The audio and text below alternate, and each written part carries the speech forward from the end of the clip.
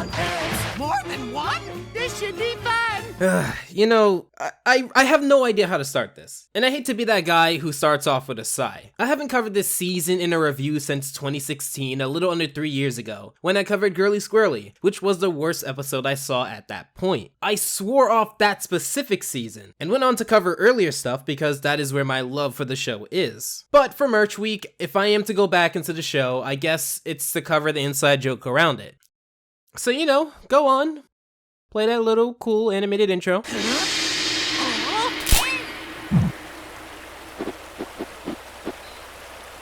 So, I chose this episode to feature my and then the opposite happens design hoodie. This inside joke comes from my frequent use of the phrase when talking about the latter seasons of Fairly Oddparents. It's also one of the 2 designs to be of this specific art style made by Teve's Art. I love it and it's probably the biggest joke on this channel. So if you want to check that out, go to alphaj.show/merch and look around, see what you like. It's 100% better than this episode. So usually I like to give a little nice intro, you know, set us into the show. But this episode is the epitome of not being able to help itself from what killed it.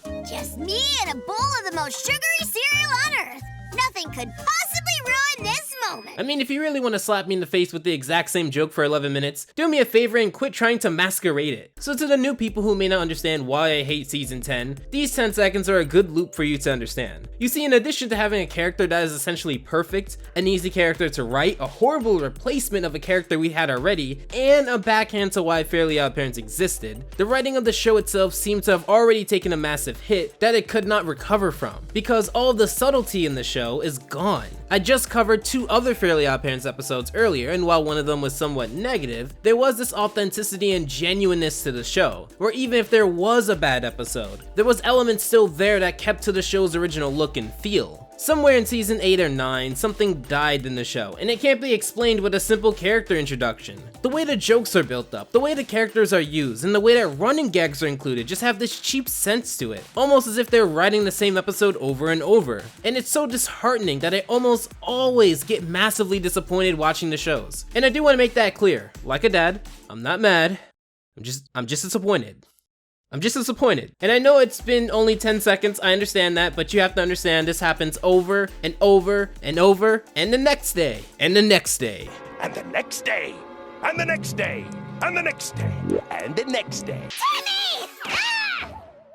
I just got my invitation to my very first FairyCon! Alright, so let's talk about FairyCon, or more specifically CosmoCon. They mentioned FairyCons in other episodes, and this is a prominent one back when Fairly Oddparents didn't make me sigh every millisecond. So in that episode, the whole plot revolves around having this con in Timmy's bathroom, while he hides it from his parents and Crocker. It's full of different jokes and has a lot of different character interactions, like Cosmo and Jorgen, Timmy's dad and Mr. Crocker, and Timmy's parents were gold, with Timmy's dad showing that he loves his wife. It's just an all-around fun episode that doesn't need to constantly remind me that it's Fairly Oddparents and it's funny. Oh, and it didn't have blatant animation errors a 2-year-old can spot.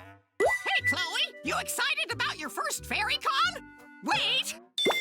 I am so totally thrilled! It's like a dream come true! I don't know why, but every time I watch this episode, I look out for this scene because it's the second or third most absurd, ridiculous, just asinine excuse for professional animation that I've ever seen. Like, animation can have errors. There's a lot of shows that I like that have animation errors. I think every show does. The first episode I ever talked about, the sweaters. It's from Gumball. I pointed out an error. I still like the show. But when your error couldn't be possibly ignored because of the basic principles of visual storytelling, I don't know what to tell you. This is just something I didn't need to point out, but if you're going to say, hey Chloe, then look at Chloe, not at us. This is basic things that could easily be changed. Our eyes would naturally default to looking at the new thing on screen, which would be Cosmo and Wanda poofing in. You couldn't have hid this. I'm already getting shirtless selfies from my not-so-secret admirer, Wandissimo. Oh, look at this. I find this so cute. Remember back in Big Fairy Share Scare where for no reason they bring up Timmy watching Catman, even though in earlier seasons he isn't brought up that much unless he has a specific episode he's going to be in? Well, the show, Fairly Oddparents, has adopted a strategy of blatantly rehashing old concepts of the show, in an effort to make it appear that they're keeping cohesion in the show when all it's really doing is forcing characters to act extremely unnatural and out of character to fake authenticity. I don't know, but there's just something about building a character for a decade to kind of sort of like the attention that Wandissimo gives, and another character to be extremely jealous of that. Also, Wandissimo is one of those characters that had subtlety, but in this episode he becomes a glorified surface level obsessive ex that is now just used for one thing. He used to be the godparent of Remy Bucksaplenty. You know, the character that's essentially Chloe but basically all the things done right. But now it seems that the new Remy nullified the reason to have Wandissimo do more than his one thing. Cosmo declares that he's a part of the panel for the worst godparent ever because you see, he's stupid. Or is he? Because if the last 2 seasons are telling me that he's so dumb that he has a panel now dedicated to his failures, then why is he a fairy godparent to begin with? Like I always say, there's a difference between the slowest of the pack and being dumb as a brick. Between the unrelenting cold and the wad of rotting meatloaf swaddled in a burial shroud of tinfoil, but it was all worth it now that I know about FairyCon! Oh, and speaking of the characters being used for one thing, Crocker is now a broken record about fairies. Now granted, its character has always been centered on that, but let's talk about CosmoCon again, to give an example. So in that episode, he's shown to be a regular grumpy teacher, and he devises a plan to use his status as a teacher to infiltrate Timmy's house, using the trust of his parents as a way to sneak around and hunt for fairies. That's the subtlety, and that subtlety is gone. Out the window. Now he's just in the fridge, just to hunt fairies, just because, and I can prove this very easily, because this next scene is beyond frustrating.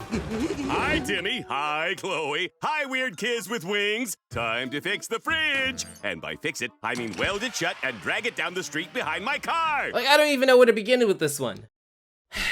Alright, so let's start with love. An episode I referenced in my 7 Ways Fairly Oddparents video, the one where I talked about how it could have ended better, was towards the end, Meet the Oddparents. It's a season 8 episode, and in that episode, not to be confused with Fairy Friends and Neighbors, it's such a neat episode because we get to see the what ifs of if Timmy were to have both of his parents coexist. And I generally appreciate that episode because it was wholesome. The episode unfortunately does not end with both of them keeping a secret under Jorgen because he does find out, in a truly unfortunate way, because of the status quo. Timmy cannot have his godparents and normal parents know of each other because it's a part of the rules. So when you have Timmy's dad become extremely watered down to the point where he doesn't even question the fact that there are 2 people floating with crowns and wands, you're really pissing on me and telling me that it's raining. With Chloe, because she doesn't really show that she's miserable enough to warn fairies when other kids have been just as, if not more miserable over a decade as a slap to the face of fans and the concept of the show, I said that completely ruins the concept of Fairly Oddparents, and I stand by that. With Timmy's dad coexisting with Timmy's fairies because he's too dumb to question everything, you're ruining the concept of Timmy needing to hide it at this point. This is not the only time this has happened. In Beasts of Friends, another episode I covered, he stumbled throughout that episode, seeing Cosmo and Wanda and never questioning, hey, how come these kids float? This devalues other episodes like Scary Godparents, Fairy Friends and Neighbors, Abracatastrophe, where the disguise to coexist in public was necessary. I forgot an important step. First, I have to beat it vigorously with a baseball bat.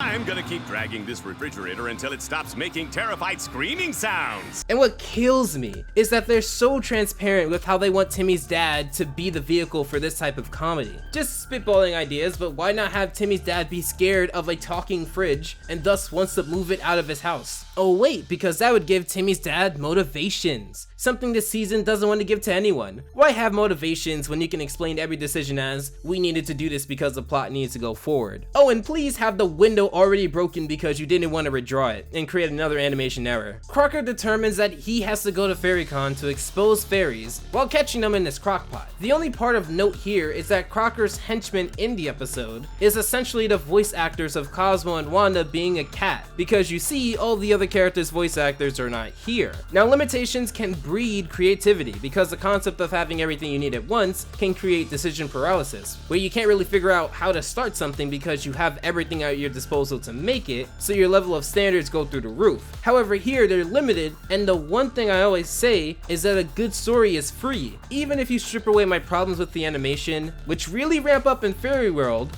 oh, how the loops save so much money, I bet. But even if you were to strip away all of the animation problems, the music being so annoying because it's so blatantly off, and the art style switching to Flash later in the season, I could forgive all of that, all of it, if you weren't such a bore. It's boring, it's useless, it doesn't provide any value to me whatsoever. And that's the part that comes from the brainstorming and the refining and having a team around you that actually understands Fairly Oddparents and actually understand what you're trying to do here. With modern technology, it's easier for me to write a story than it is for me to animate. And again, a good story is free. The story has very little to do with budget, especially if you honestly sit down and assess the characters. Timmy can realistically have another season of great episodes. Tons of seasons. But you have to understand him and the rest of the characters. A good story cannot be substituted with a bunch of jokes grasping at the straws of the lore that you honestly don't care about. Whoever's writing this, the staff, Butch, Nickelodeon, I don't care. You don't care about the lore. You don't care about the lore, so just keep that energy. So don't give me the lore for a cheap joke because you don't care enough to actually give it meaning and a purpose to be there, other than because it made sense before. So to get to the con, and I know I'm deep in the script and we're just now getting to the con, but it gets better. Now steal me a ticket, my little wonkies.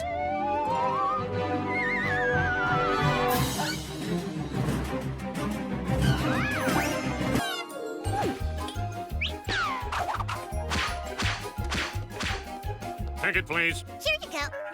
Wait, where's my ticket? Alright, so let me think about this for more than 2 seconds. So everyone gets a ticket to FairyCon, including fairies. We had a scene of Cosmo talking to other fairies, so he's throwing a bunch of tickets in the dude's hand. Then Wandissimo puts 2 tickets in the guard's hands, which can be easily implied to be his and Wanda's tickets. Then Timmy gets a ticket, and as you saw before, Chloe doesn't have one. So are we all on the same page? Only Chloe doesn't have one. Cosmo and Wanda and all the fairies have a ticket. Now, you've just shown us that every fairy and human being needs a ticket to get past. So why do you end up showing me that Crocker has 1 ticket and he's able to get through? You cannot possibly have given anything in this show a second look and try to pass it off as quality, because guess what? Like with the eye movements, this is an easy fix. This fix is literally beautifully put on your plate because it uses one of season 10 Fairly Oddparents' greatest moves, the rule of 3s. You can just steal 3 tickets and then have the last one be Chloe's. At least make something in this episode consistent. Also, why are these kids staring at the camera like this kid is way too big? Because in reality, if we're looking at perspective, she's not a kid. Forget the terrible character design. Why doesn't anything in this episode feel good? Why does it feel like more crap disguised as entertainment? So more crap happens. Timmy's being pointed at and laughed at for eating candy for some reason, and Chloe shows us what makes her miserable. I'm supposed to be inside! You can ask my friend Timmy! Yeah, I had a friend named Timmy too, but now we both got nothing. You're making me sad! Stop talking, Olivia! Oh, that whining was a noise, but look guys, we finally get to see why Chloe's miserable. Move aside Sanjay and Elmer, who fought tooth and nail for screen time only to be the B-team friends of someone who's at the bottom tier in the school. Move aside Chester, who has to live in a trailer park broke and has a father who has a reputation for being the worst baseball player ever and is bullied in school. Move aside Tootie, who has to live with Vicky, you know, one of the 3 people who made Timmy's life legitimately miserable. Chloe is clearly on the edge of having the worst life ever. Like, I'm crying as I read this. You can hear the tears run down the volume knob of my Blue Yeti. The reason why Chloe's miserable in this episode is because she can't go to a convention. And don't give me that she's so perfect she can't make friends nonsense. Literally in the episode that she said that, and that's what made her miserable, she's made every single friend and more from Timmy's personal circle. Tuck in those freaky little tails of yours and blend in and stay cool like me. Sorry, as I was saying, sorry, anywho. Oh yes, because that's Crocker's personality trait. He just freaks out when he's around fairies to the point where he cannot personally control himself. Even when there's been documented episodes that have proven that while at Fairy World, he doesn't act like that. He doesn't do anything like this. Also, what is pacing? They show Timmy acknowledging that something is weird but not caring because he has a bigger commitment at hands. You wanna know what that commitment is? Dunking a basketball. But take even this scene as an example. If you wanted to do this scene correctly, you'd have Timmy dunk the basketball on his end, then zoom out from the video into the next shot. Because when you don't do it that way, you do it the way you did it here, it just seems like you don't understand the basic principles of pacing. Like, I'm not asking for cutting edge animation, or a story that'll make me cry, or old references that'll make modern SpongeBob blush. I just want you to do the thing that you were initially good at. Time to sing the Never Quit song. Never quit, even when the hard times hit. Always fight and do not submit. Someone, just anyone, please tell me how in any way, shape, fashion, feel, variation, atmosphere, direction, arrangement, structure, embodiment, element, or form does this resemble what people like about Fairly OddParents? Maybe, I don't know. I'm comfortable with saying that maybe I don't understand the appeal she's supposed to give and how this is supposed to save the show. Because to me, her character is what Fairly OddParents would have made fun of, not showcase. Also, the only reason a blimp shows Crocker is so that Chloe can see it. It's almost as if she's being spoon-fed the plot. So we get to the climax, or what's supposed to be it, and according to the law, every Fairly OddParents season 10 episode has to have them lose their wands. Case in point, Big Fairy Share Scare, and Girly Squirrely. Oh, look! A bubbling brook! Let's see how deep it is. Oh, what do you know? It's highly corrosive stomach acid. Ooh, so how will they lose their wands this time? Literally!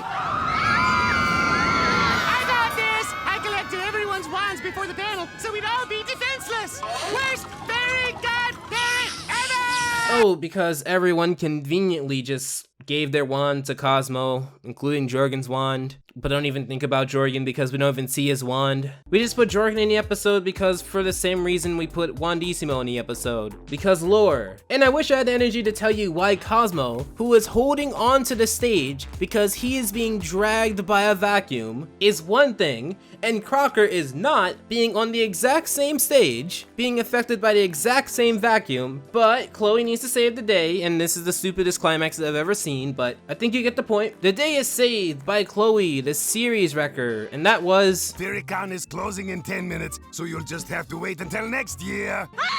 But because of your heroic act, we will extend FairyCon for as long as you would like to stay. She's such an author's pet. I don't want to hear it. That was FairyCon. This is the episode someone would make if they think they understood what Fairly OddParents was, but they only saw the bad episodes, so they were trying to show someone what Fairly OddParents was. This is nothing like it. Anyway, alphaj.show/merch. Go check it out. I don't want to talk about this anymore. If you want to see good Fairly OddParents episodes, here's my Channel Chasers review, and here is my Information Super Highway review. Much better than this episode. Special thanks to the patrons of July. And until next time, I hate Chloe.